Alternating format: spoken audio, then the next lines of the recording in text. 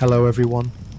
Tonight we're stepping into the sun-scorched sands of ancient Egypt, where the Nile's whispers hid secrets as old as time. Forget the glittering Hollywood tales of pharaohs dripping in gold or romanticised quests for hidden tombs. This is the real deal, a world of relentless heat, divine mysteries, and a civilization where one wrong step could mean oblivion. You might think you'd stroll through those ancient streets like a hero, but trust me, surviving a single day in this unforgiving land was no small feat. If you're loving these journeys into the past, a quick like or subscribe would mean the world. It keeps these stories alive. I'm always curious about where you're tuning in from, so drop a comment with your location and what time it is there. It's amazing to see our global crew connecting through these tales. Now dim the lights, maybe light a candle for that warm, flickering glow, and let's slip into the shadows of the pyramids together. We're about to uncover why you might not have lasted a day in the enigmatic, untamed world of ancient Egypt. The wind howls across the Giza Plateau, stowing clouds of golden dust that dance around the base of the Great Pyramid. 4.5 millennia ago, this was no silent monument, but a hive of relentless labour, where the clink of copper chisels and the shouts of workers filled the air. Beneath a sun that scorched the sands, thousands toiled to raise a structure that still defies our understanding. A pyramid so vast, so precise, it seems to mock the limits of human capability. How did they do it? How did the ancient Egyptians, with little more than muscle and ingenuity, stack 2.3 million stone blocks into a marvel that has endured for centuries? Picture the scene at dawn, as the first light glints off the limestone casing, once so smooth it gleamed like a beacon. Workers, their shoulders bronzed by the sun, strain against ropes woven from papyrus, dragging blocks that weigh as much as 50 tons.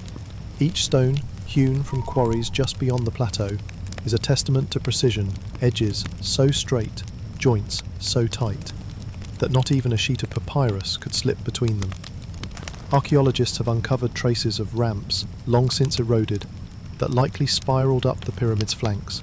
These ramps, built from mud, brick and sand, allowed workers to haul stones higher, layer by layer. But the ramps alone cannot explain the feat. How did they align each block with such accuracy?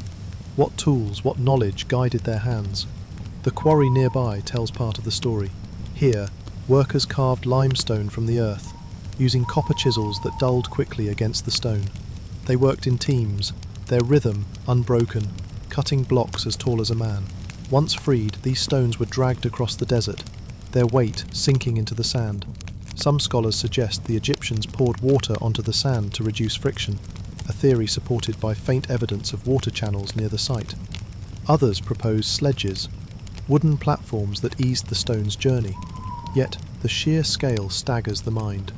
2.3 million blocks, each placed with care, over a span of perhaps 20 years. Could such a task be completed with brute force alone? Or is there a technique we've yet to uncover? Consider the tools at their disposal. Copper, soft and pliable, was their primary metal, far weaker than the granite and limestone they shaped. Wooden levers and rollers, crafted from the scarce trees of the Nile Valley, aided their work. In the shadow of the pyramid, archaeologists have found fragments of these tools, worn smooth by use. But no blueprints, no detailed records, survive to explain the process. Did the Egyptians guard their methods as sacred knowledge, shared only among a guild of builders? Or was the task so ingrained in their culture that they saw no need to document it? As we might not record the making of bread, the organisation required was no less staggering. Estimates suggest 20,000 to 40,000 workers, masons, haulers and overseers laboured on the pyramid. They were not slaves, as once believed, but skilled workers fed by a system that rivaled modern logistics. Granaries and bakeries, their remains unearthed near Giza, supplied bread and beer to sustain the workforce. This was a society capable of mobilising vast resources, of coordinating thousands across decades. Yet, the absence of written accounts leaves us grasping for answers. Why did they pour such effort into this monument? Was it devotion to their pharaoh, a quest for immortality, or something we cannot fathom? As dusk falls, the pyramid looms against the horizon, its silhouette sharp and unyielding. Its stones, silent witnesses to a lost era, hold secrets we may never unlock. They stand as a challenge to our understanding, a reminder that even the greatest achievements can slip beyond our grasp. As darkness blankets the desert, the Great Pyramid stands sentinel beneath a sky ablaze with constellations. Orion, its 3 stars forming a radiant belt, dominates the heavens, a celestial marker that the ancient Egyptians revered. Each side of the pyramid points to the cardinal directions, north, south, east, west, with a precision that deviates by less than 1/10 of a degree. This is no accident. The builders, working 4,500 years ago, wove the cosmos into their monument, aligning it with a starry realm they believed was divine. But why Orion? What drove them to etch the heavens into stone? Picture a priest standing on the plateau, his gaze fixed on the night sky. To him, Orion was not merely a constellation, but Osiris, god of the afterlife, whose eternal cycle of death and rebirth mirrored the pharaoh's journey. The pyramid's alignment was a sacred act, its edges oriented to true north with an accuracy that baffles modern scholars. How did they achieve this without compasses? Some propose they observed the pole star, tracking its nightly arc. Others suggest a simpler method, a plumb line and the shadow of the sun at noon. Yet the result is a structure so precise it seems to belong to the stars as much as the Earth. In 1983, researcher Robert Bauval unveiled a striking theory. The 3 pyramids of Giza, Khufu's, Khafre's and Menkaura's, mirror Orion's belt. Khufu's pyramid, the largest, aligns with Al-Nitak, the brightest star, Khafre's with Al-Nilam, and Menkaura's, the smallest, with Mintaka. This Orion correlation theory suggests the pyramids were a terrestrial map of the heavens, a cosmic connection to Osiris. Even more intriguing are the air shafts within the Great Pyramid, narrow tunnels that pierce the stone, pointing toward Orion and Sirius, the star of Isis. Were these passages meant to guide the pharaoh's soul to the stars, or did they serve a mundane purpose, like ventilation? The shafts, sealed for centuries, keep their secrets, but their alignment hints at a civilization that saw no divide between earth and sky. The Egyptians' knowledge of the stars was profound. They tracked the heliacal rising of Sirius, which signalled the Nile's annual flood, a rhythm that sustained their fields. The pyramid's base aligns with the solstices and equinoxes, its corners marking the sun's path on these sacred days. This mastery of astronomy suggests a people who lived by the cosmos, their calendar and rituals that bound their society to the stars. But why such effort for a tomb? Was it to ensure the pharaoh's place among the gods, his soul ascending to Orion? Or did the alignment mark a cosmic event, a moment when the stars held a significance now lost to time? No hieroglyphs explain this choice, leaving the stones to speak through their silent geometry. Consider the builder's world, where every star was a story. Osiris, reborn in Orion's glow, promised eternity. The pyramids, aligned with his constellation, may have been a declaration of faith, a bridge to immortality. Yet, some scholars argue the alignment was practical, a way to orient the structure in a sacred landscape. Others see it as a record of a specific astronomical event, perhaps a rare conjunction of stars. The absence of records leaves us guessing, as if the Egyptians trusted the heavens to guard their intent. As the stars fade with the dawn, the pyramid remains, its edges cutting sharp lines against the sky. It is a monument not just of stone, but of starlight, a riddle carved in celestial terms. Far from the Giza Plateau, where the Nile's waters carve a green ribbon through the desert, lies Aswan, a quarry 800 kilometers to the south. Here, under a relentless sun, workers of ancient Egypt pried granite from the cliffs, each block destined for the Great Pyramid's inner chambers. These stones, some weighing 50 tons, embarked on a journey that seems impossible even now, a voyage across river and sand to become part of a structure meant to defy time. How did they move such masses, and how did a society orchestrate the labour of thousands to stack 2.3 million blocks over decades? Picture the quarry at Aswan, its red granite gleaming like fire under the midday sun. Workers, armed with copper chisels and stone hammers, chipped away at the rock, their blows echoing across the cliffs. Each block, hewn with precision, was shaped to fit seamlessly into the pyramid's heart, like the Byong-Vua, where granite slabs form a chamber of eternal rest. Archaeologists have found evidence of these quarries, their surfaces scarred with tool marks from 4,500 years ago. But the journey from Aswan to Giza was no simple task. The Nile, Egypt's lifeline, was the key. Scholars believe massive barges, constructed from papyrus and cedar, carried the stones downstream during the flood season when the river swelled. Excavations near the Nile have uncovered fragments of such vessels, their wood worn by water and time, suggesting a fleet capable of hauling tons of rock across hundreds of kilometres. Yet, the river was only part of the journey. Once at Giza, the stones faced a final trek across the desert. Workers likely used sledges, wooden platforms dragged over the sand, possibly lubricated with water to ease the friction.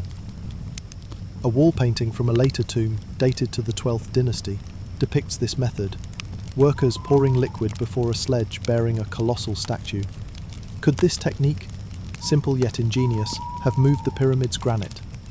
The limestone, quarried closer to Giza, was less daunting but no less demanding. Millions of blocks, each weighing 2 to 5 tons, were dragged up ramps to their resting places. These ramps, their remnants found in the sand, spiraled around the pyramid, a testament to an engineering mind that planned for decades.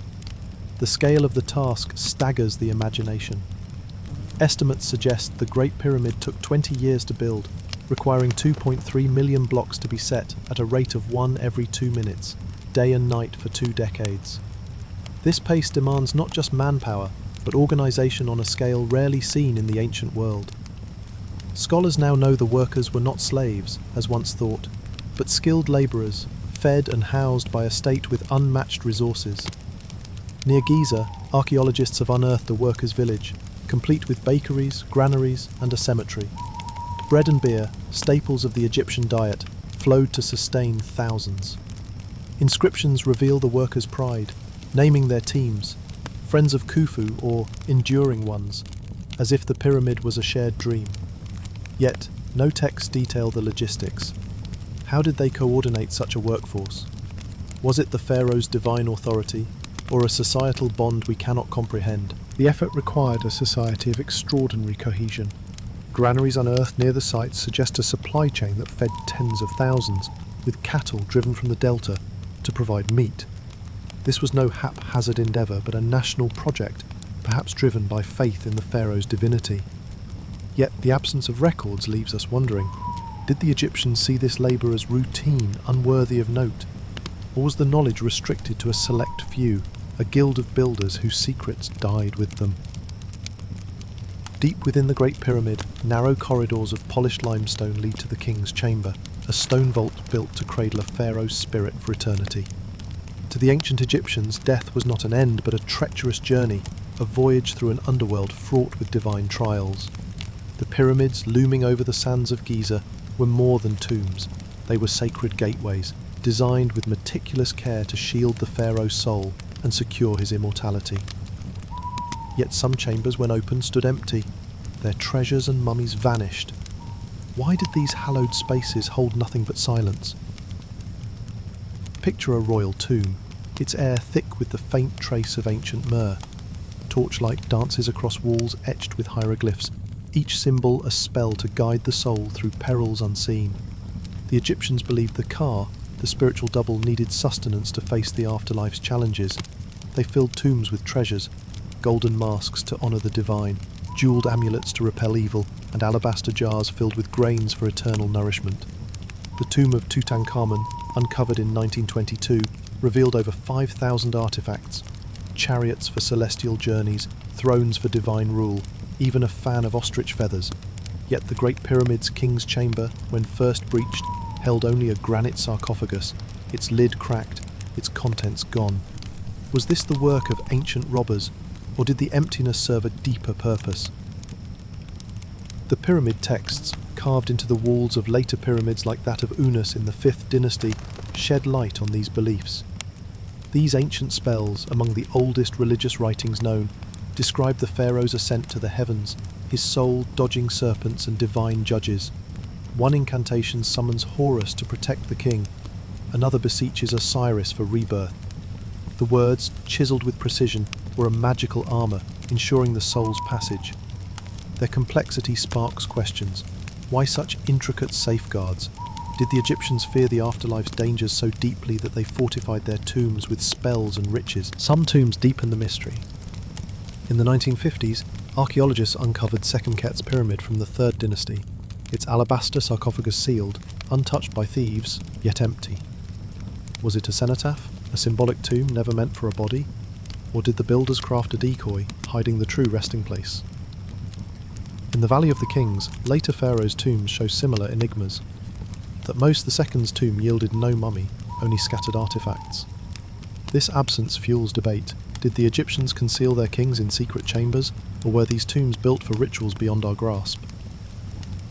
The tomb's design reflects an obsession with protection.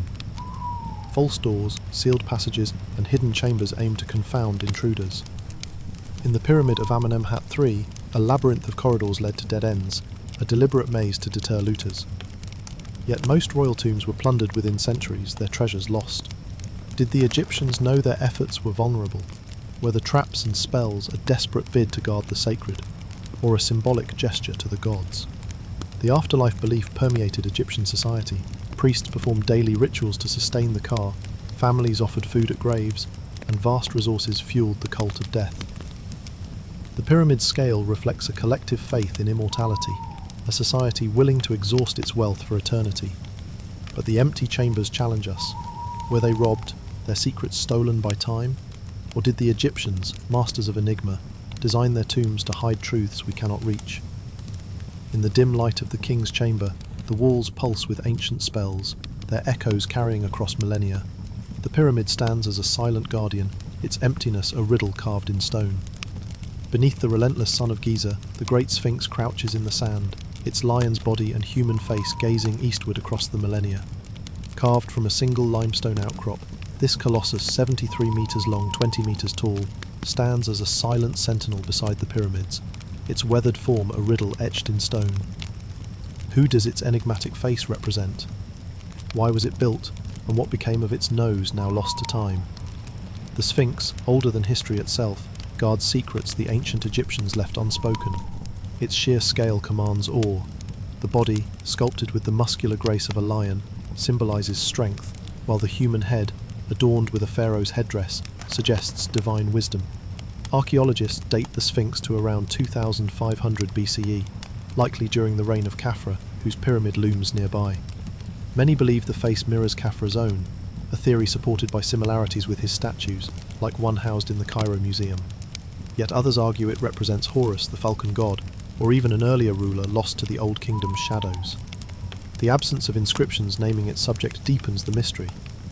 Why did the Egyptians, meticulous record keepers, leave this monument's purpose unstated? The Sphinx's construction is no less puzzling. Workers quarried limestone from the surrounding plateau, shaping the creature in situ, a feat requiring precise planning. Traces of red ochre paint found on its surface suggest it once blazed with colour, a vivid guardian under the desert sky, but the limestone, soft and prone to erosion, has worn over centuries, its features softened by wind and sand. Some propose the Sphinx is older than Khafre, carved during a wetter era before Egypt's deserts formed. Geological studies of water erosion on its enclosure fuel this debate, though mainstream scholars dismiss it, citing the 4th dynasty's clear fingerprints. Could the Sphinx predate the pyramids, a relic of a forgotten age? Or is its weathered state simply the toll of time? The missing nose, a jagged scar on its face, sparks endless speculation. At 1 metre wide, it was no small feature.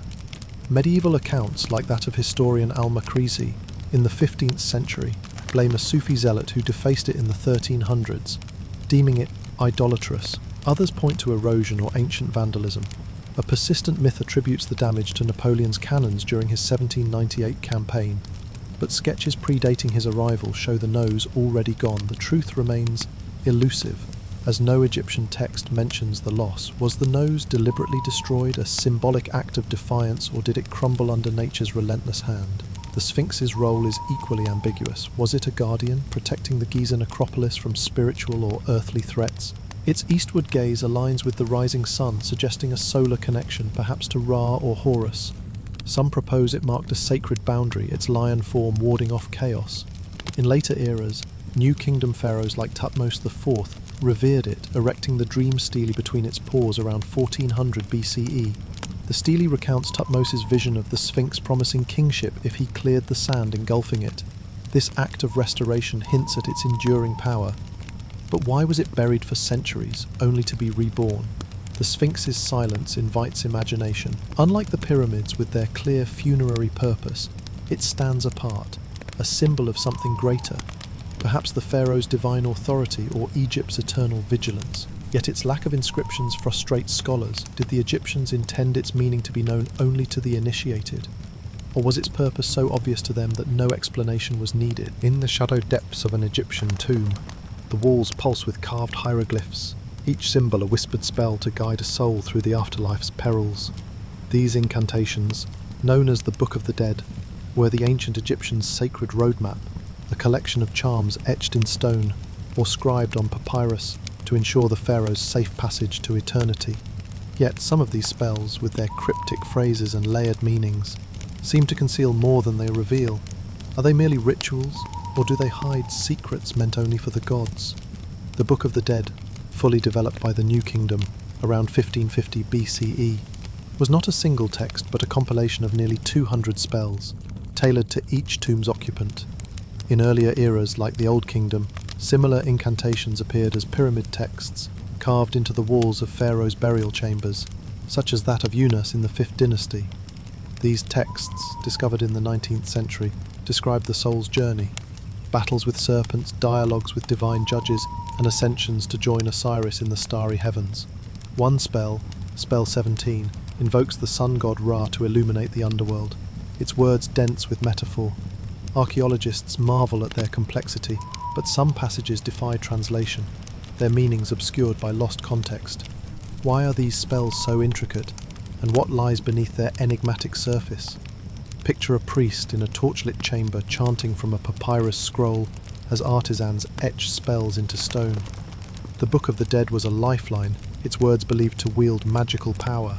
Spell 125, the most famous, describes the weighing of the heart, where the deceased's soul faces Anubis and the feather of Mart.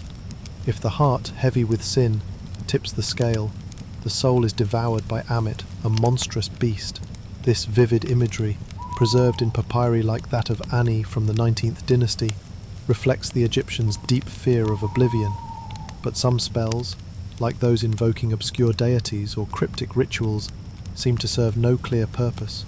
Scholars puzzle over phrases that shift between literal and symbolic, as if hinting at a deeper code.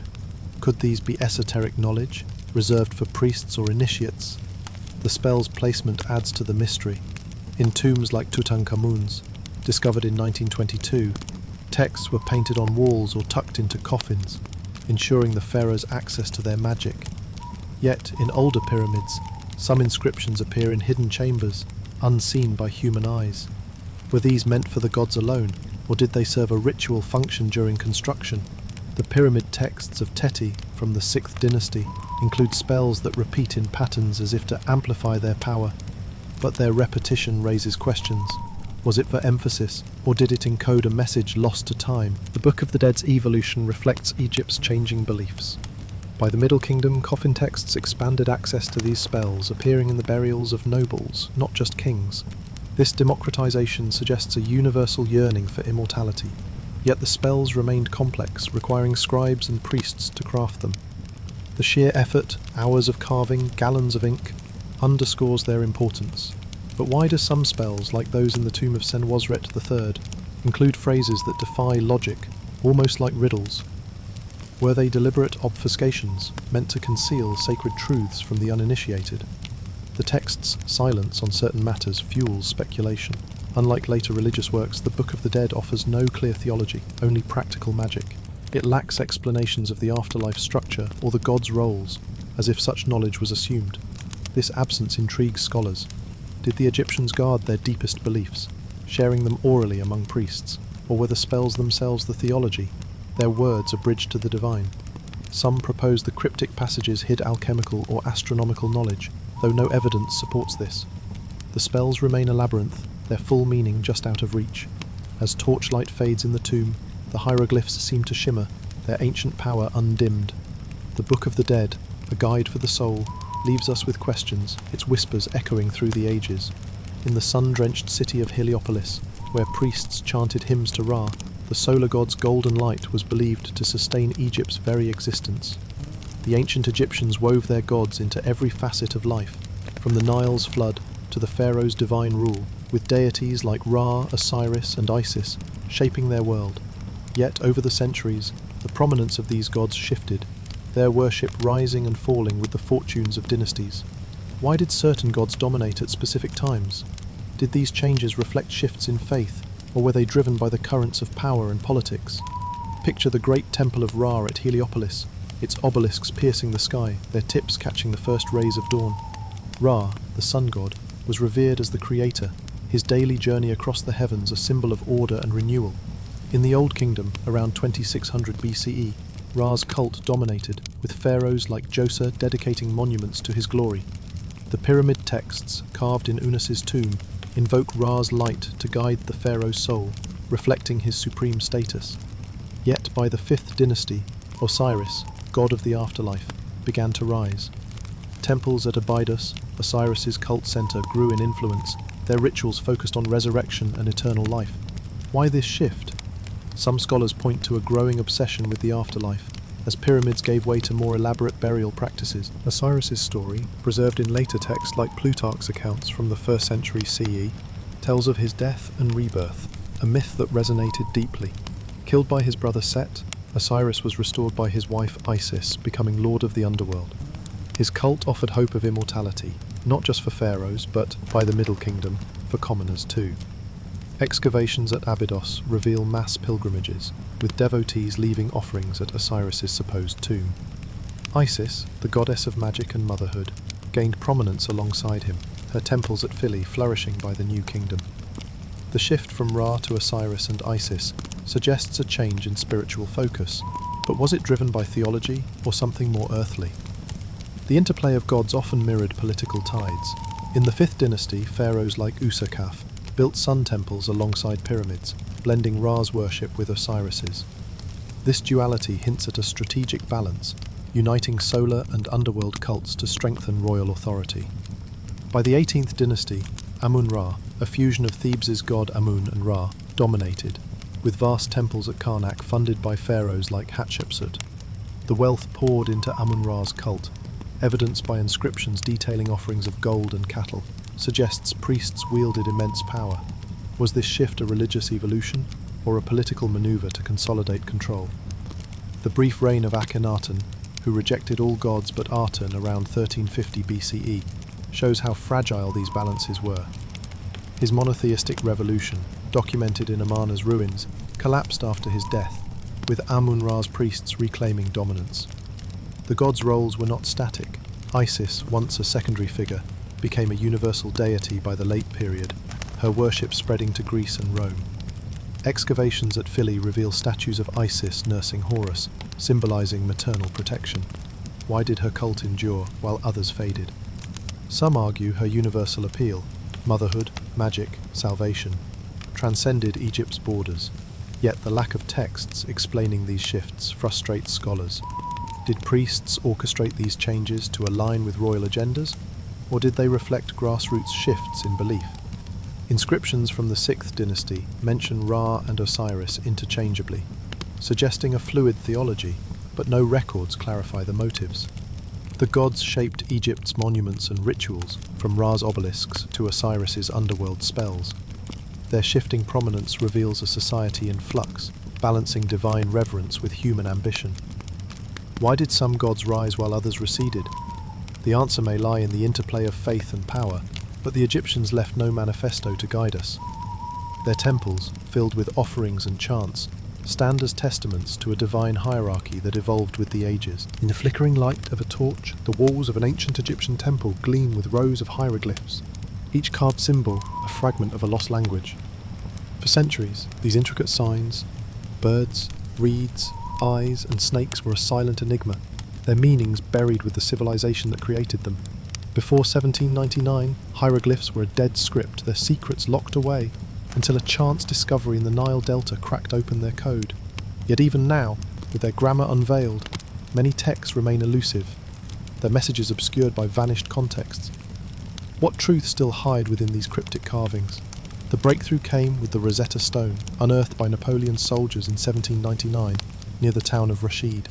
This basalt slab, inscribed around 196 BCE, bore the same decree in 3 scripts: Greek, Demotic, and hieroglyphic.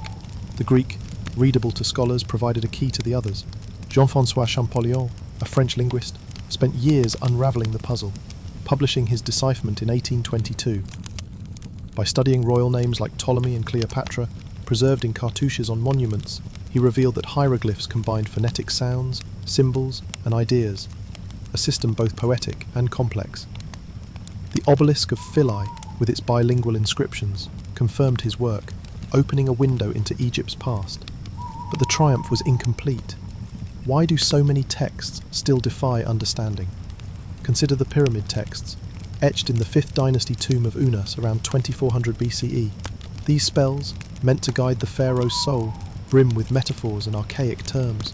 Translators struggle with phrases that shift between literal and symbolic, as if written for an audience steeped in unwritten traditions. In the tomb of Pepi I, similar texts mention rituals unknown to modern scholars, their details lost in time. Champollion's grammar unlocks the words, but not always their intent. Were these gaps deliberate, meant to shield sacred knowledge, or did the Egyptians assume their context would endure forever? The hieroglyph's versatility adds to the challenge. Unlike modern alphabets, they serve multiple roles: phonetic signs for sounds, ideograms for concepts, and determinatives to clarify meaning. A single symbol, like an owl, could represent the sound M or the idea of wisdom. In royal inscriptions, such as those on Ramesses II's temple at Abu Simbel, this flexibility allowed for poetic flourishes, but it also created ambiguity. Some texts, like the Annals of Thutmose III, detail military campaigns with precision. Yet others, found in private tombs, use cryptic allusions to personal virtues. Why such variation? Did scribes tailor their writing to specific audiences, or do these differences hint at layers of meaning we cannot grasp? The sheer volume of surviving hieroglyphs on papyri, stelae, and temple walls offers a wealth of data, but also a paradox. While administrative records, like those from the Middle Kingdom's Lahun papyri, are straightforward, religious texts often resist clarity. The Book of the Heavenly Cow, inscribed in New Kingdom tombs, describes cosmic creation, but uses terms that baffle translators. Scholars debate whether these are allegories, myths, or encoded knowledge. The lack of a Rosetta Stone for every text leaves gaps. Could some hieroglyphs hold secrets, astronomical, alchemical, or political, meant only for priests or kings? The decipherment itself faced hurdles. Early scholars like Thomas Young, Champollion's rival, misread hieroglyphs as purely symbolic, delaying progress. Even after 1822, errors persisted. Some signs, like those in the hypostyle hall at Karnak, were mistranslated for decades. Modern tools like digital databases have refined our understanding, but nuances remain elusive. Inscriptions in the tomb of Seti I, with their dense theological references, challenge even experts. Why are these texts so opaque?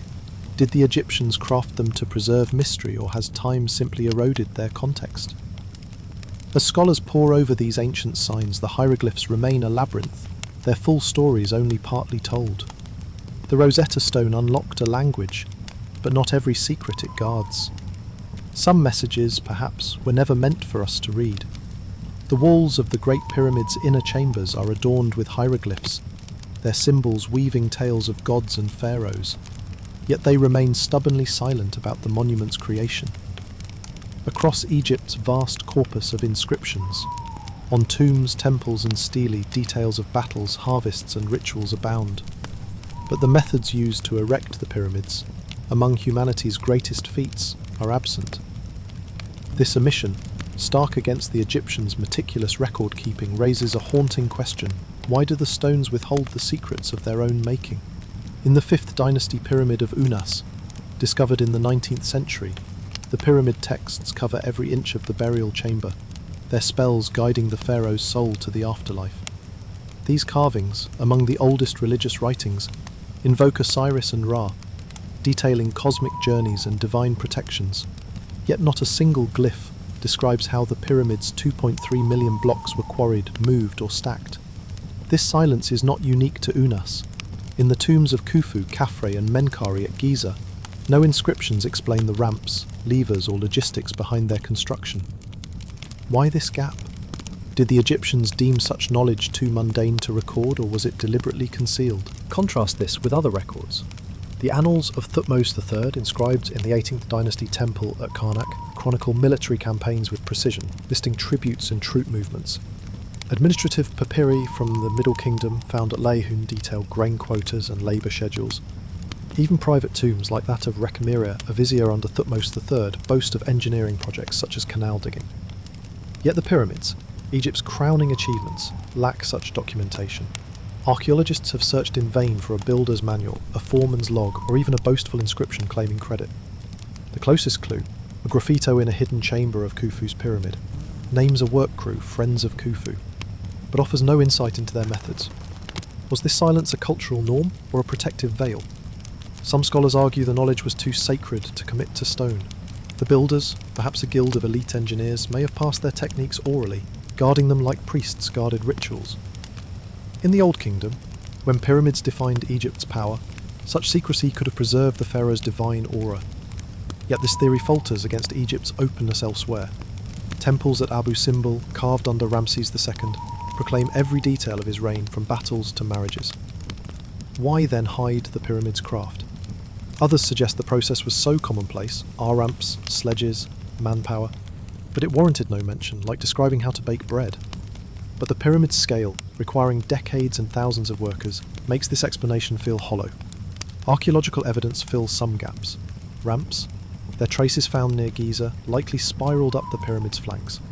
Tools, like copper chisels and wooden rollers unearthed at quarry sites, hint at the labour. The workers' village near Khufu's pyramid, with its bakeries and cemeteries, reveals a workforce fed and honoured. Yet these fragments lack the voice of the hieroglyphs. Inscriptions from later eras, like the 12th dynasty tomb of Jehuti Hotep, depict stone hauling techniques, showing sledges and water-lubricated sand. Why are such details absent from the Old Kingdom, when pyramids were at their peak? Did a cataclysm like the First Intermediate Period's chaos around 2200 BCE erase earlier records? Or were they never written? The silence may reflect Egypt's priorities. Hieroglyphs in tombs serve spiritual ends, not practical ones. The pyramid texts focus on eternity, not engineering. Temples glorified gods and kings, not builders. Perhaps the Egyptians saw the pyramid's construction as a means, not an end, unworthy of immortalizing. Yet this leaves us grasping. The absence of technical text suggests either a cultural blind spot or a deliberate choice to obscure. Could the knowledge have been restricted to a select few, a caste of architects whose secrets died with them? Or did the Egyptians trust their monuments to speak for themselves, their perfection a testament beyond words? In the hushed sanctum of an Egyptian temple, where only priests tread, the walls bear hieroglyphs unlike those found on public monuments. These carvings, dense with obscure symbols and cryptic phrases, seem to speak a language apart, reserved for the initiated. The ancient Egyptians' hieroglyphic system, with its thousands of signs, was versatile enough to record everything from tax ledgers to divine hymns. Yet some inscriptions, particularly in sacred spaces, hint at a hidden code. Could certain glyphs, used only in rituals or royal tombs, conceal meanings known solely to a priestly elite? Or are they merely ornate flourishes of a deeply symbolic script? The complexity of hieroglyphs allows for such secrecy. A single sign, like the Ankh cross, could denote life as an ideogram, or serve as a phonetic sound in a word. In religious contexts, this flexibility took on new dimensions. In the tomb of Seti I, from the 19th dynasty, certain glyphs appear only in specific chambers, their forms deviating from standard inscriptions. One symbol, a coiled serpent with a unique crown, recurs in ritual scenes, but is absent from administrative texts. Scholars puzzle over its meaning, with some suggesting it represents a protective deity known only to priests. Why such exclusivity? Did these signs encode esoteric knowledge, or were they crafted to evoke awe in sacred rites? Picture a priest in the temple of Amun at Karnak, tracing glyphs during a midnight ceremony. The inscriptions he carves, guided by lamplight, differ from those on the temple's outer walls. While public stelae, like the Merneptah stele from 1208 BCE, use standard hieroglyphs to boast of victories. Inner sanctums feature signs that defy easy translation. In the hyperstyle hall at Karnak, a cluster of glyphs combines rare symbols, like a star within a cartouche, with conventional ones, forming phrases that resist clear interpretation. Some Egyptologists propose these are cryptographic, meant to conceal sacred formulas. Others argue they're symbolic, their ambiguity intentional to mirror the gods' mysteries. Could priests have used such signs to guard their authority? Evidence of deliberate encoding exists. In the Middle Kingdom, scribes occasionally used enigmatic hieroglyphs, the script where common signs were replaced with obscure variants. The coffin texts, found in noble burials like that of Gwar from the 12th dynasty, include passages written in this style, their meaning clear only to those trained in its rules. These texts, meant to protect the deceased, suggest a tradition of restricted knowledge. In royal contexts, like the tomb of Ramesses VI, certain spells from the Book of the Hidden Chamber use glyphs with double meanings, blending phonetic and symbolic roles. Was this a priestly code, shielding secrets from the uninitiated, or a ritual flourish meant to amplify the text's power? The sacred context of these inscriptions points to a deeper purpose. Temples, like that of Hathor at Dendera, contain cryptographic texts on their ceilings depicting star charts and divine names. These, dated to the Ptolemaic period, use glyphs that combine standard signs with rare ones, creating puzzles solved only in the 19th century. The Dendera zodiac, for instance, mixes traditional hieroglyphs with symbols unique to its astronomical theme. Such texts, hidden in sacred spaces, suggest priests controlled knowledge deemed too potent for public eyes. But why? Was it to preserve ritual purity, or to maintain their influence over kings and commoners? The absence of explicit records fuels speculation. Unlike the Rosetta Stone, which revealed hieroglyphs' grammar, no text explains these cryptic systems. Inscriptions in the tomb of Tutankhamun, uncovered in 1922, include ritual scenes with glyphs that appear nowhere else, like a reed bent at an odd angle.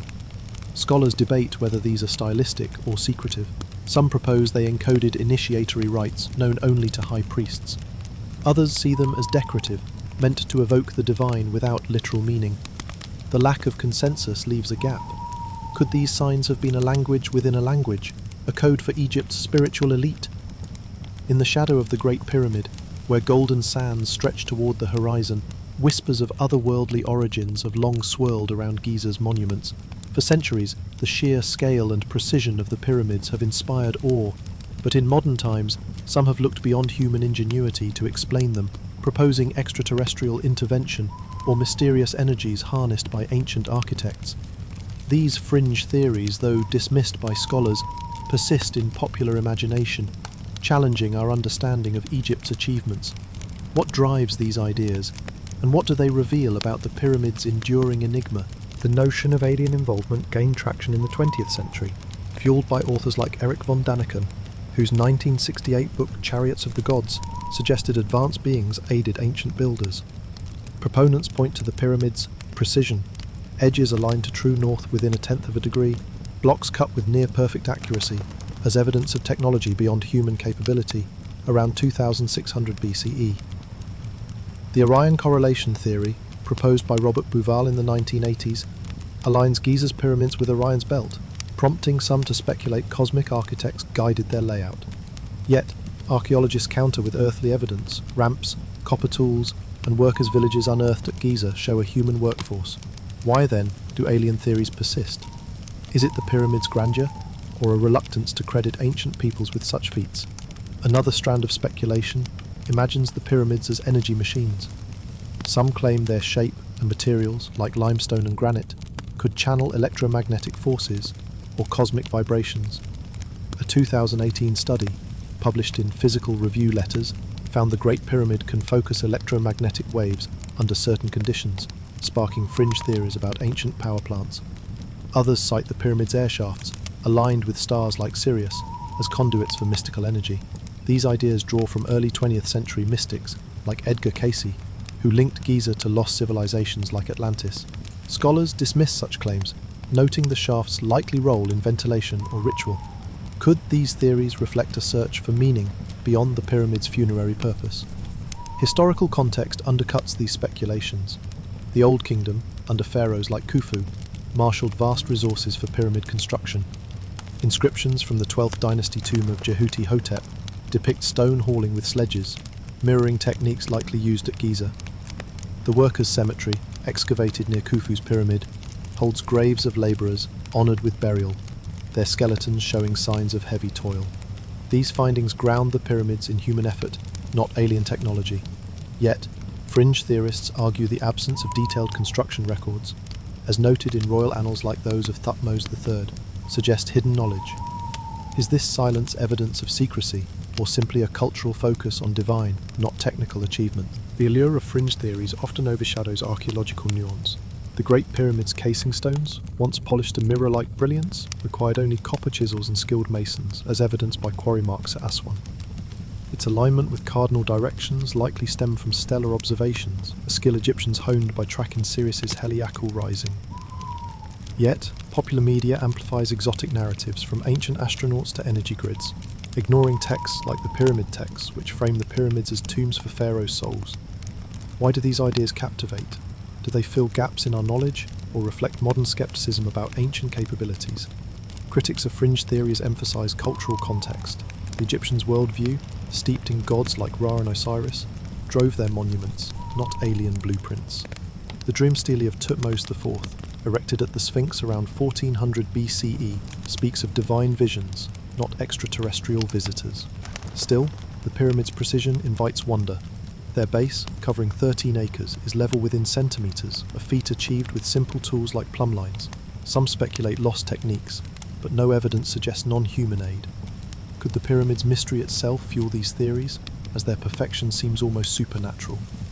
The Great Pyramid of Giza rises from the desert, its limestone faces catching the sun with a precision that seems to defy time. Beneath its monumental form lies a mathematical elegance.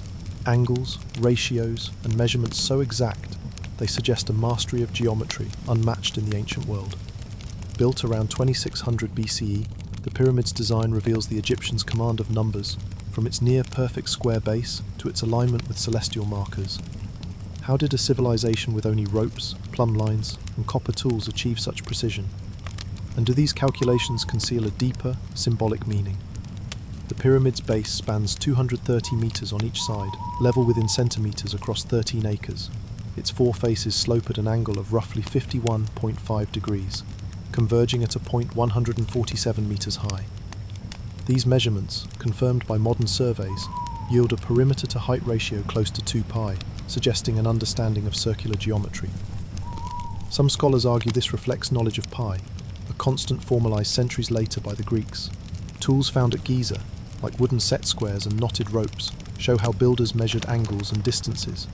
By stretching a rope with 12 knots into a 3-4-5 triangle, they ensured right angles, a technique still visible in quarry marks. But the pyramid's scale, 2.3 million blocks, each placed with sub-millimetre precision, demands more than simple tools.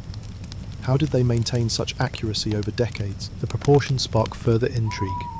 The Great Pyramid's dimensions approximate the golden ratio, where the sum of the base's half length and height divided by the height nears 1.618. This ratio, revered in later cultures for its aesthetic harmony, appears in the pyramid's cross-section. Was this intentional, a nod to cosmic balance, or a coincidence of practical design? In the king's chamber, the granite walls form a rectangle with sides in a 1:√2 ratio, another geometric signature. Excavations at Saqqara, where Djoser's step pyramid stands, reveal early experiments with such proportions, suggesting a tradition of mathematical refinement by the 4th dynasty. Yet, no texts explain these choices. Did the Egyptians embed symbolic meaning in their numbers, or prioritise function over form? Celestial alignments deepen the mathematical puzzle. The pyramid's sides face true north with an error of less than 0.1 degrees, a feat likely achieved by tracking stars like Thuban, the pole star in 2600 BCE. The air shafts in the king's chamber point toward Orion and Sirius, as confirmed by laser measurements in the 1990s. These alignments required precise calculations, possibly using a merket, a timekeeping tool found in Old Kingdom sites. The Egyptians' calendar, tied to Sirius's heliacal rising, shows their grasp of astronomy, but the pyramid's precision suggests a fusion of math and star law. Why such effort for a tomb? Was it to anchor the pharaoh's soul to the cosmos, or to showcase divine order? The absence of mathematical records frustrates scholars. Unlike Mesopotamia, where clay tablets preserve equations, Egypt left few traces of its calculations.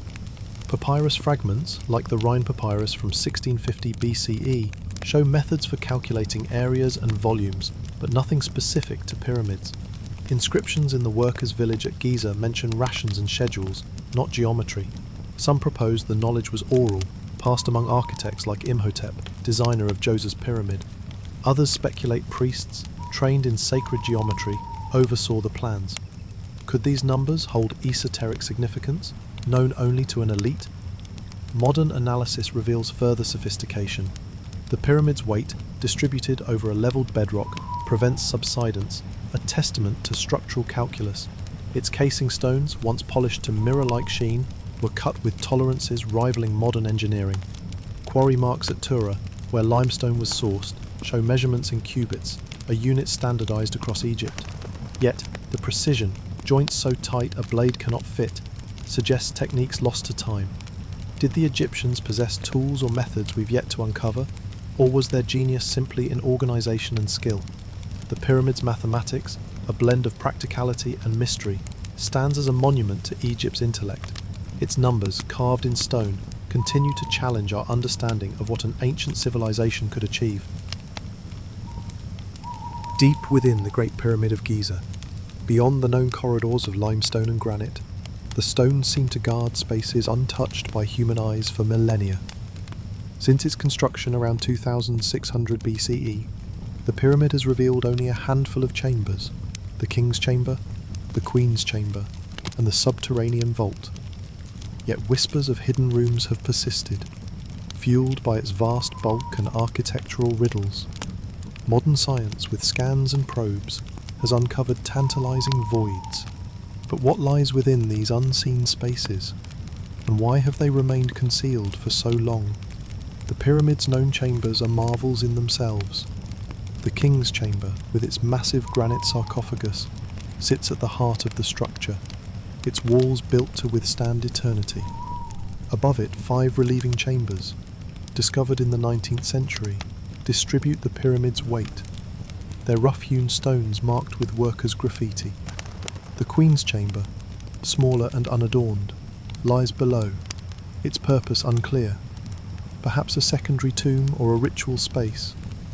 Beneath the pyramid, a crude subterranean chamber, carved into bedrock, remains unfinished, as if abandoned mid-plan. These spaces, mapped by explorers like Giovanni Belzoni in 1818, account for only a fraction of the pyramid's 2.3 million blocks. Could its labyrinthine design hide more? In 2017, the Scan Pyramids project, using muon tomography, a technique that detects cosmic rays passing through stone, revealed a stunning anomaly, a void at least 30 meters long above the Grand Gallery, dubbed the Big Void. This discovery, published in Nature, sparked global intrigue. The void's size suggests a chamber or corridor, but its purpose is unknown. Some speculate it's structural, easing pressure on the gallery below like the relieving chambers.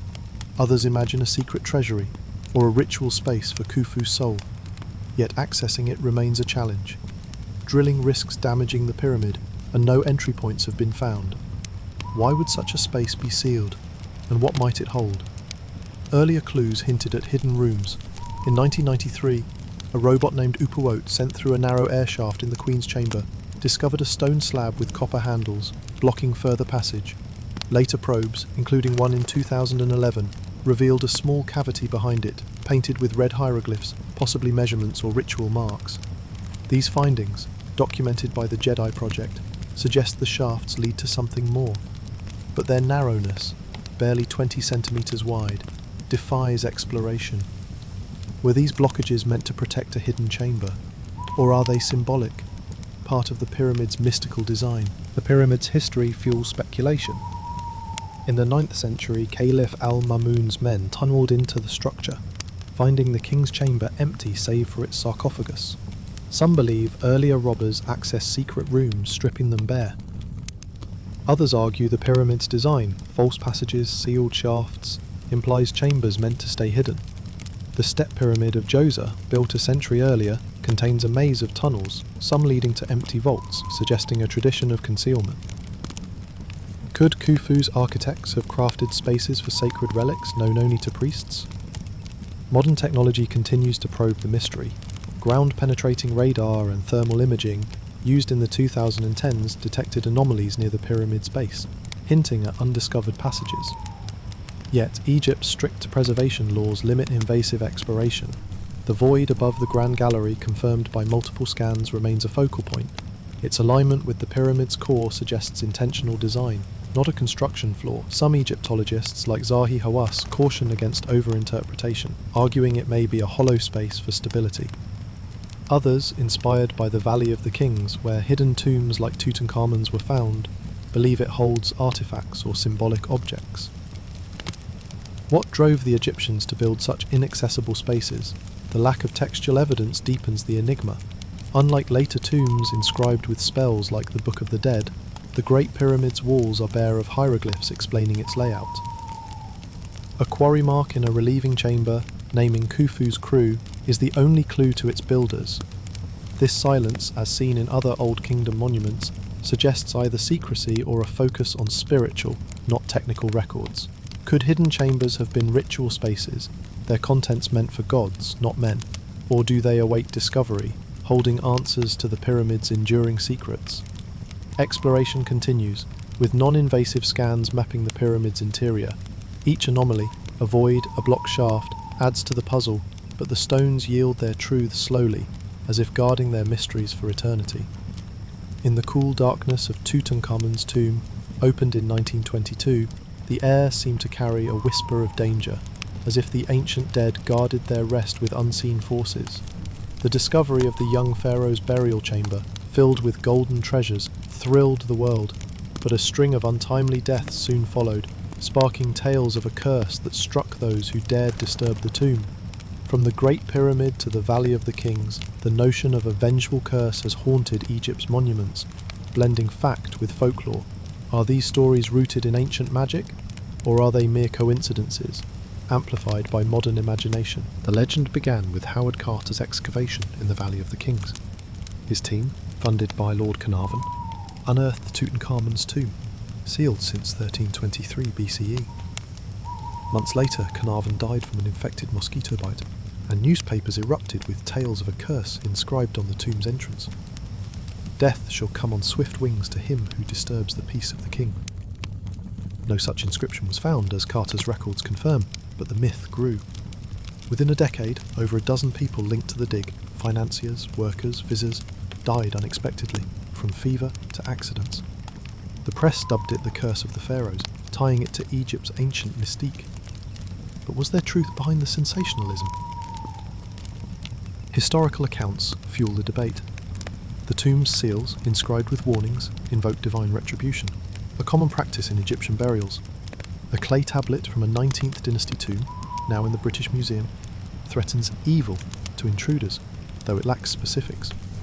Such warnings, found in tombs like that of Senefer, aimed to deter robbers, not curse them. Yet Tutankhamun's tomb, with its intact treasures, seemed to carry an eerie weight. Carter's canary, reportedly eaten by a cobra, a symbol of royal protection, days after the tomb's opening, added to the lore. Could these events be mere chance, or did the Egyptians wield a power we cannot explain? Science offers sceptical answers. Carnarvon's death, at age 56, followed a history of poor health, and mosquito-borne illnesses were common in 1920s Egypt. A 2002 study in The Lancet analysed 25 people linked to the excavation. Most lived normal lifespans, with only 6 dying within a decade.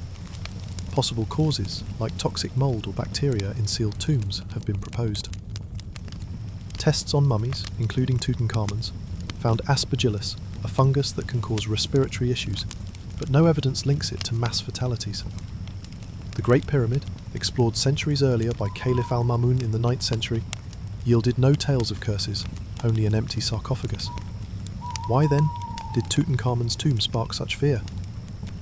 Cultural context deepens the mystery. The Egyptians believed in the power of words, as seen in the pyramid texts and Book of the Dead, where spells protected the dead.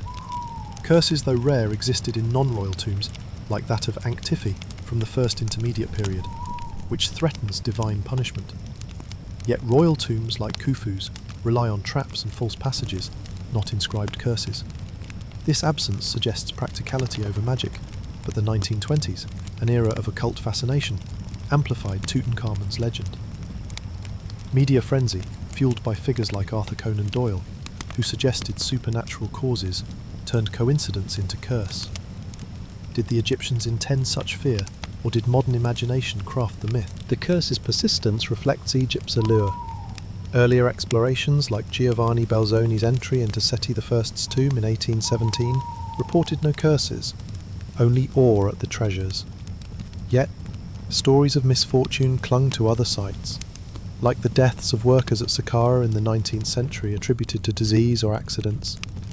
The lack of consistent curse narratives across Egypt's tombs, thousands excavated without incident, suggests selective storytelling. Could the curse be a projection of our own fears? A way to explain the inexplicable power of Egypt's monuments?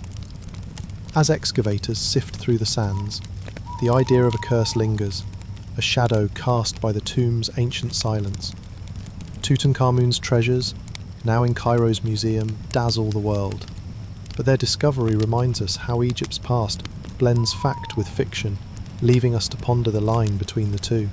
Across the sands of Saqqara, far from Giza's towering giants, the step pyramid of Djoser rises like a staircase to the heavens, its terraced form a testament to Egypt's early ambition.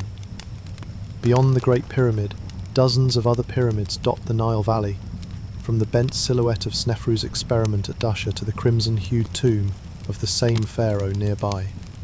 These structures, built between 2700 and 1700 BCE, trace the evolution of Egypt's architectural genius, each one a chapter in the story of the pharaoh's quest for eternity. Why do these pyramids vary so widely in design, and what do their differences reveal about the ancient builders? The Step Pyramid, completed around 2630 BCE for Pharaoh Djoser, marks the dawn of pyramid building. Designed by Imhotep, Egypt's legendary architect, it stacks 6 limestone mastabas, flat-roofed tombs, into a 62-metre-high monument. Excavations at Saqqara reveal a complex beneath, with tunnels and chambers lined with faience tiles, mimicking a palace for the afterlife. Unlike Giza's smooth-sided pyramids, Djoser's stepped form suggests a transitional design, rooted in earlier traditions. Inscriptions near the site praise Imhotep's ingenuity, but no texts detail the construction. How did this leap from mud brick tombs to stone pyramids occur, and what inspired its unique shape? A century later, Snefru, father of Khufu, pushed the boundaries further at Dusha. His bent pyramid, named for its peculiar mid-construction angle shift from 54 to 43 degrees, stands as a bold experiment. Archaeologists believe the steeper initial slope risked collapse, prompting builders to adjust midway, as evidenced by stress cracks in the limestone casing. The pyramid's interior, with 2 chambers and cedar-lined corridors, shows advanced planning, yet its flaws hint at trial and error. Why did Snefru accept such an imperfect monument? Was it a rushed necessity, or a deliberate choice to preserve resources for his next project? That next endeavour, the Red Pyramid, also at Dahshur, is Egypt's first true, smooth-sided pyramid, built around 2590 BCE. Named for its rust-coloured limestone, exposed after its white casing was stripped in antiquity. It rises at a gentler 43-degree angle, avoiding the bent pyramid's flaws. Its single chamber, accessed via a sloping passage, mirrors Giza's simplicity, suggesting lessons learned. Quarry marks at the site, etched with Sneferu's name, confirm his reign's ambition. 3 pyramids, more stone than Khufu's Great Pyramid. The Red Pyramid's success paved the way for Giza's perfection, but why did Sneferu build multiple tombs? Was it to outshine his predecessors, or to refine a divine ideal? Other pyramids tell similar tales of evolution. At Meidum, Sneferu's first attempt, a collapsed outer casing reveals a step pyramid core, suggesting an early failure. Excavations show debris piled around its base, hinting at structural miscalculations. Later pyramids, like those of Pepi II at Saqqara, built around 225 by BCE, are smaller, their mud brick cores clad in limestone. These reflect a shift in resources, as Egypt's wealth waned in the 6th dynasty. The pyramid texts in Pepi's tomb, unlike Giza's bare walls, mark a new focus on spiritual inscriptions. Why this change? Did later pharaohs prioritize magic over monumentality? The diversity of pyramids reflects Egypt's adaptability. The Step Pyramid's underground maze, explored in the 20th century, contrasts with the Red Pyramid's austere chamber, yet both served funerary purposes. Tools found at Dashur, copper chisels, wooden rollers, match those at Giza, showing consistent techniques. But the lack of construction records, as with Khufu's pyramid, leaves gaps. A stela at Saqqara mentions Djoser's offerings, not his builder's methods. Were these details deemed unworthy of stone or lost in time? Each pyramid, from Meidum's ruins to Dashur's triumphs, reveals a civilization learning through ambition and error. Their varied forms, stepped, bent, smooth, chart a path to Giza's apex, but their differences raise questions. Did practical constraints shape their designs, or did each reflect a pharaoh's unique vision of eternity? The stones of Saqqara and Dashur, weathered by millennia, stand as silent witnesses to Egypt's relentless pursuit of the divine. In the waning light of Egypt's old kingdom, the sands of Saqqara and Giza bore witness to a fading era, where the once mighty pyramids grew smaller and simpler. The Great Pyramid of Khufu, built around 2600 BCE, marked the zenith of Egypt's monumental ambition. But by the 6th dynasty, a mere 2 centuries later, the grand structures gave way to modest tombs and rock-cut burials. The age of pyramids, which defined Egypt's power and divine aspirations, waned as swiftly as it rose. What forces, economic, political, or spiritual, halted this golden era? And why did the pharaohs turn from towering stone to hidden graves? The Old Kingdom's collapse around 2200 BCE ushered in the first intermediate period, a time of chaos marked by famine and fractured rule. The pyramids of the 4th dynasty, like those of Khufu and Khafra, demanded vast resources, millions of limestone blocks, thousands of workers, and a centralized state to feed and organize them. Excavations at Giza reveal workers' villages with bakeries and granaries, evidence of a robust economy. But inscriptions from the 6th dynasty, such as those in Pepi II's pyramid at Saqqara, hint at strain. Pepi's tomb, though inscribed with pyramid texts, used mud brick cores clad in limestone, a cost-saving shift from the all-stone grandeur of Giza. Did dwindling resources force this change? Or was it a sign of weakening royal authority? Economic decline played a key role. The Palermo stone, a 5th dynasty chronicle, records falling Nile floods, which crippled agriculture and state coffers. Papyrus fragments from the Middle Kingdom, found at Lehun, show taxes redirected to local governors, eroding the pharaoh's control. The Old Kingdom's centralized system, which funneled grain and labor to Giza, faltered as nomarchs, regional leaders, gained power. By the 7th dynasty, no major pyramids were built, and pharaohs like Menkaure left only small, poorly preserved tombs. Was this decline purely practical, or did it reflect a crisis of faith in the pharaoh's divinity? Political fragmentation deepened the shift. The first intermediate period saw Egypt splinter into rival factions, with Thebes and Heracleopolis vying for control. Tombs from this era, like those at Beni Hassan, are rock-cut, carved into cliffs rather than built as pyramids. These smaller burials, adorned with vivid paintings of daily life, suggest a focus on local legacy over national monuments. The Pyramid of Teti, from the 6th dynasty, though still stone-built, is dwarfed by Giza's giants, its chambers cramped and its casing stripped. Did political instability make grand projects untenable, or did regional lords prioritize their own glory? Spiritual changes also shaped the decline. The pyramid texts, first appearing in Unis's tomb around 2400 BCE, grew more elaborate by Pepi II's reign, suggesting a shift from physical monuments to spiritual safeguards. By the Middle Kingdom, the coffin texts extended afterlife spells to nobles, not just pharaohs, as seen in burials at Deir el-Bersha. This democratization of eternity, coupled with the rise of Osiris's cult, may have lessened the need for colossal tombs. Why build a pyramid when spells could secure immortality? Yet, the 12th dynasty saw a brief revival, with Amenemhat III's pyramid at Hawara boasting a labyrinthine interior, hinting at lingering ambition. Why did this resurgence fade? Archaeological evidence paints a complex picture. The pyramids of the 5th and 6th dynasties, like those at Abbasia, show shoddy construction, crumbling cores and stolen casings, unlike Giza's enduring precision. A quarry mark from Lisht, site of Amenemhat I's Middle Kingdom pyramid, reveals rushed work, with stones misaligned. The labour force, once sustained by a unified state, likely dwindled as Egypt fragmented. Texts from the First Intermediate period, like the admonitions of Ipuwer, lament social upheaval, with labourers abandoning royal projects. Could internal strife have choked the pyramid-building machine? The shift to the Valley of the Kings in the New Kingdom around 1550 BCE marked the final end of the Pyramid Age. Pharaohs like Thutmose I chose hidden rock-cut tombs protected by cliffs and secrecy, as seen in KV-38's deep chambers. This change prioritised security over spectacle, a response to centuries of tomb robbing. Sanctuary Sokush. Sito Euzola Sier. Solepto puta tu perisiol. The empty sarcophagus of Khufu, breached in antiquity, underscores this vulnerability.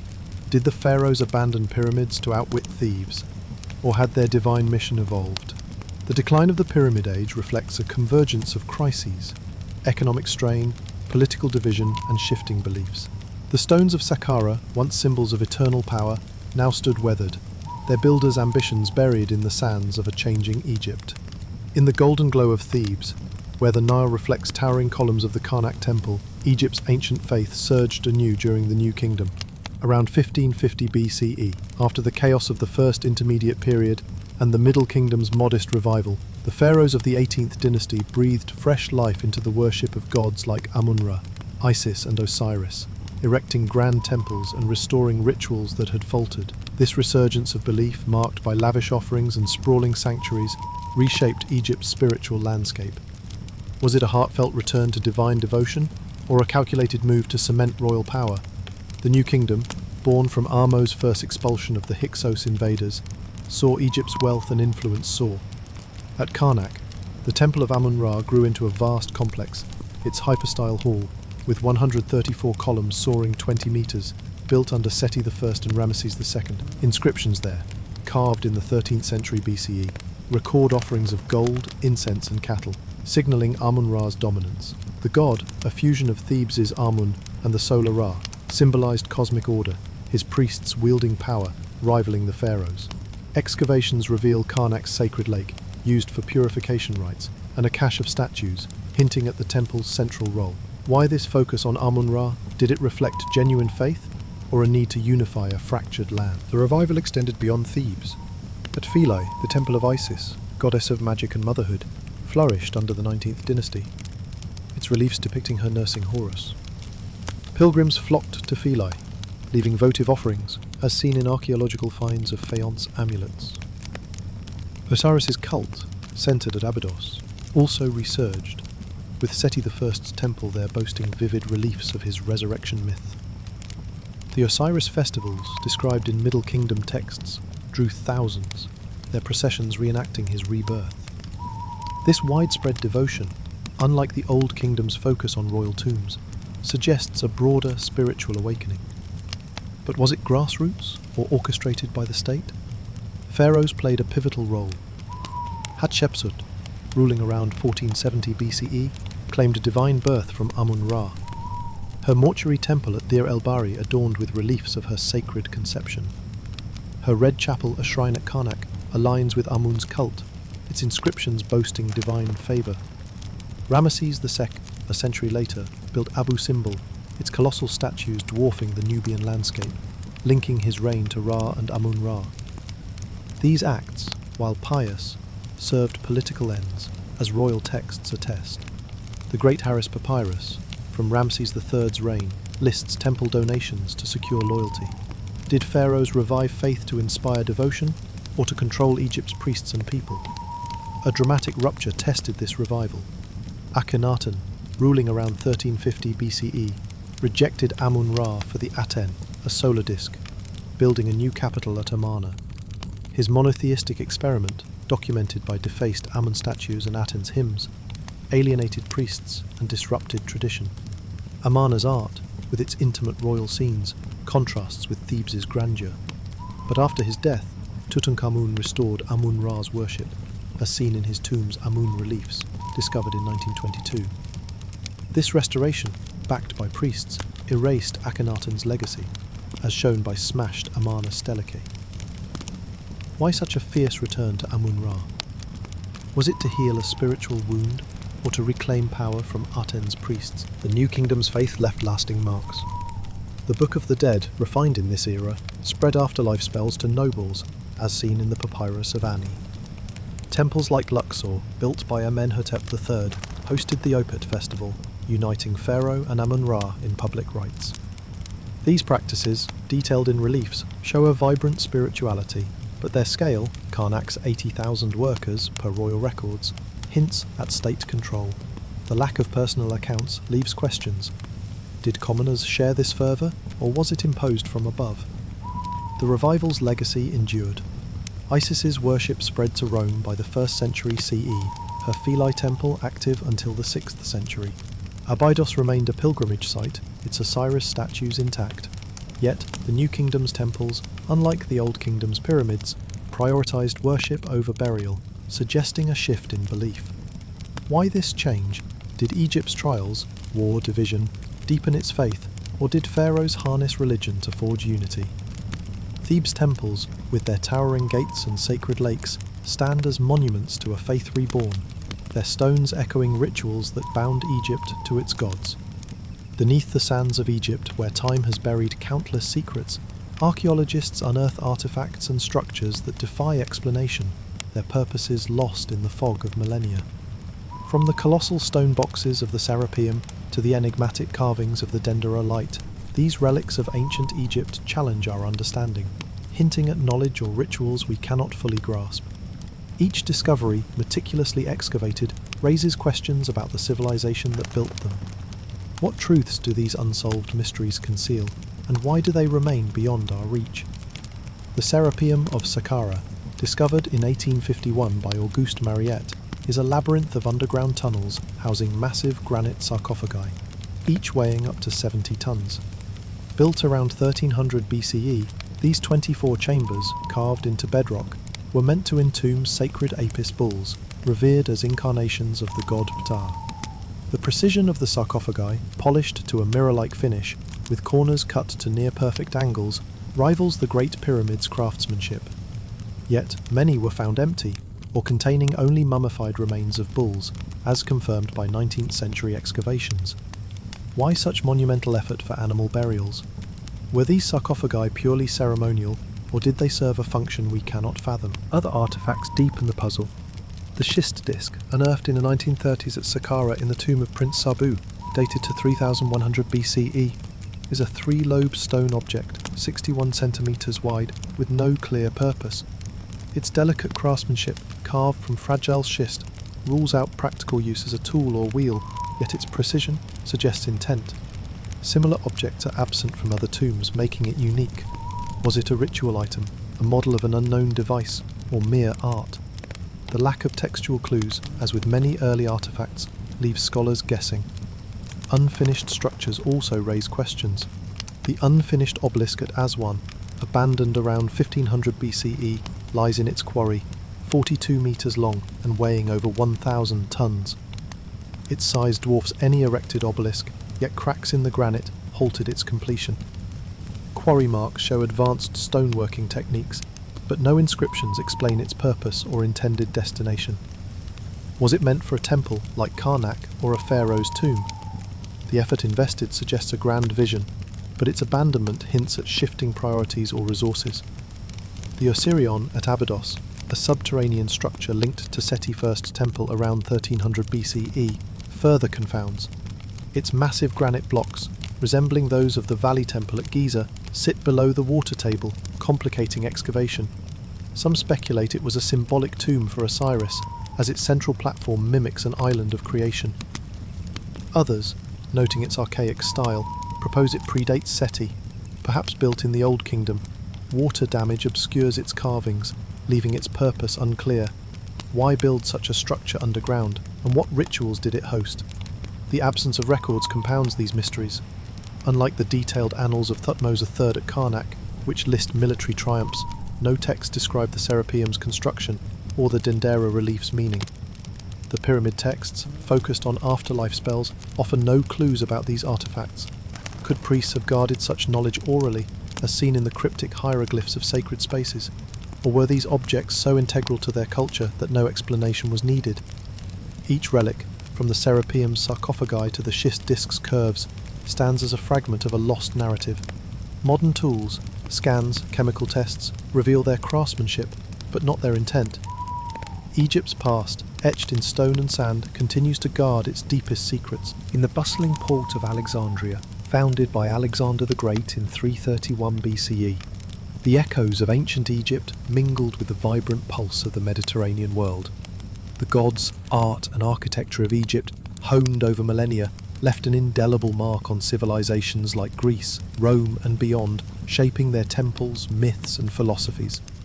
From the worship of Isis in Roman villas to the obelisks adorning imperial cities, Egypt's legacy transcended its borders, weaving itself into the fabric of history. How did this ancient culture exert such profound influence, and what made its allure so enduring? Egypt's impact began with trade and conquest. By the late period, around 600 BCE, Greek mercenaries served in Egyptian armies, as recorded in graffiti at Abu Simbel. Herodotus, the Greek historian visiting Egypt in the 5th century BCE, marvelled at its monuments, describing the pyramids and labyrinth of Hawara in his histories. He noted similarities between Egyptian gods and Greek ones, equating Amun-Ra with Zeus and Osiris with Dionysus. This cross-pollination deepened during the Ptolemaic period, when Greek rulers like Ptolemy Sert governed Egypt after Alexander's death. The Serapeum at Alexandria, blending Greek and Egyptian styles, housed a statue of Serapis, a syncretic god combining Osiris and Apis. Why did Greeks embrace Egyptian deities? Was it reverence or a strategy to unify diverse subjects? Religion proved a powerful conduit. The cult of Isis, goddess of magic, spread across the Mediterranean, reaching Rome by the 1st century BCE.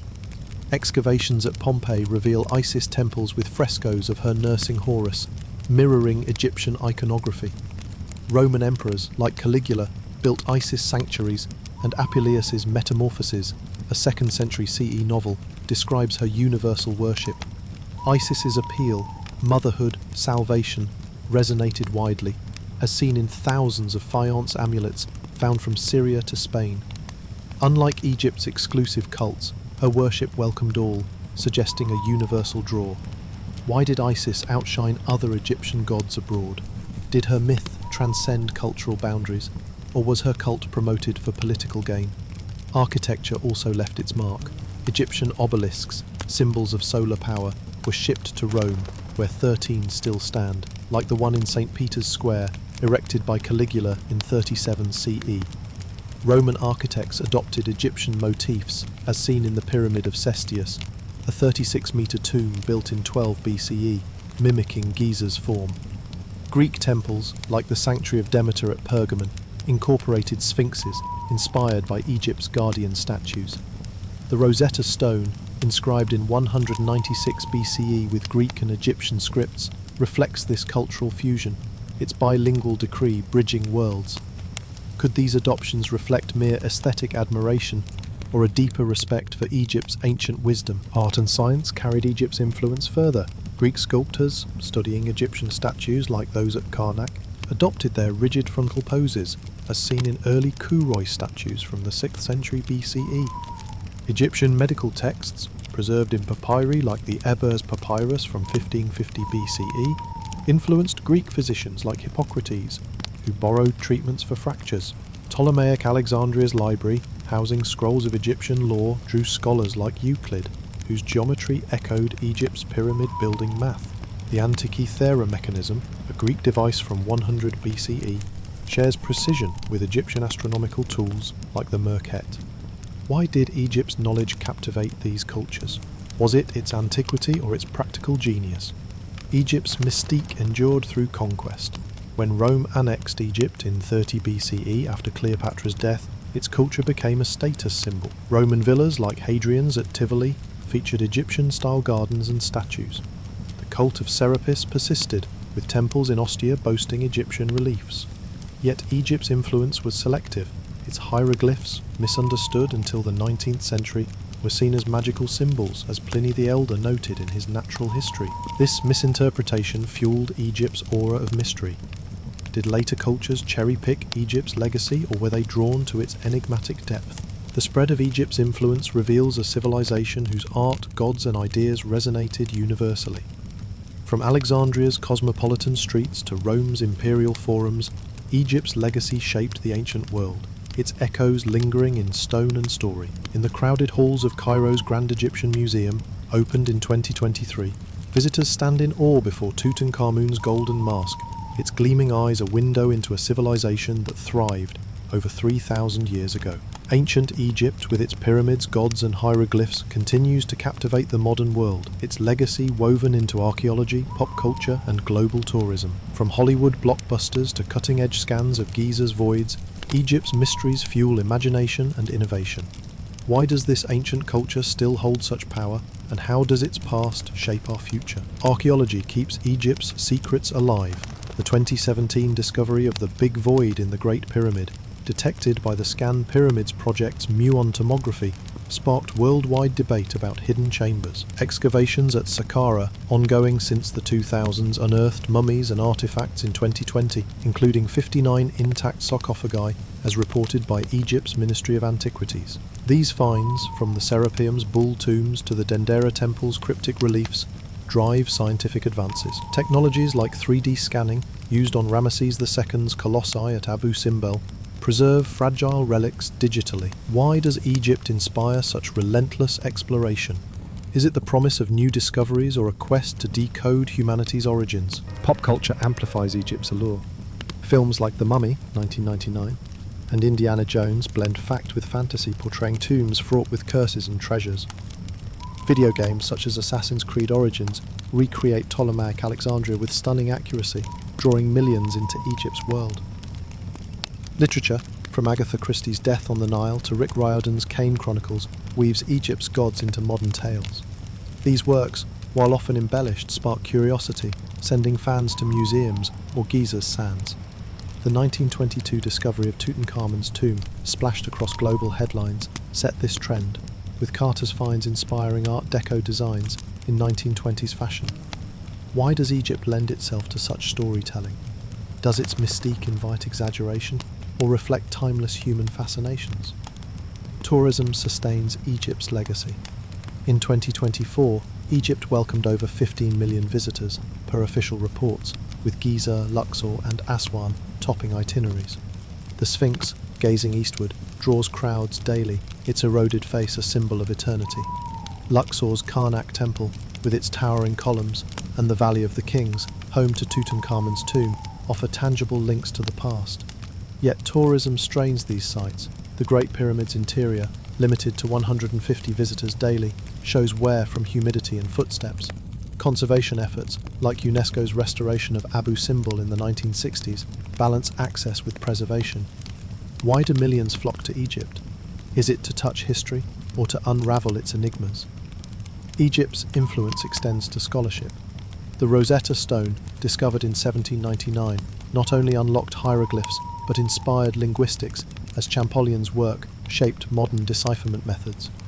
Egyptian mathematics, evident in the Rhind Papyrus, informs studies of ancient science, while the Ebers Papyrus guides research into early medicine. Universities worldwide offer Egyptology programs, with Oxford and Cairo leading excavations. The 2021 Golden Mummies Parade, moving 22 royal mummies to Cairo's new museum, televised globally, showed Egypt's past as a cultural bridge. Why does Egypt's knowledge endure? Does its precision reflect universal truths, or a unique worldview? The modern world also grapples with Egypt's legacy. Debates over repatriation, like the Rosetta Stone's place in the British Museum or Nefertiti's bust in Berlin, highlight colonial legacies. Egypt's 2023 calls for their return, backed by UNESCO, stir global discussions on cultural ownership. Meanwhile, Egyptomania, seen in Las Vegas's Luxor Hotel, or Masonic symbols inspired by obelisks, raises questions about appropriation versus homage. Why does Egypt's imagery persist in such varied forms? Is it a tribute to its grandeur or a simplification of its depth? Egypt's mysteries continue to shape our future. Climate studies using Nile flood data from ancient texts inform models of environmental change. Space archaeology, with satellites scanning Saqqara, uncovers buried structures. As seen in 2019 discoveries of New Kingdom tombs, Egypt's story from Imhotep's Step Pyramid to Cleopatra's Alexandria challenges us to rethink human potential. Its unanswered questions, hidden chambers, cryptic glyphs drive innovation, reminding us that the past is not static, but a living puzzle. As the sun sets over Giza, casting long shadows across the pyramids, Egypt's ancient voice still speaks, its legacy a beacon for explorers, dreamers, and scholars in a world ever drawn to its timeless wonders.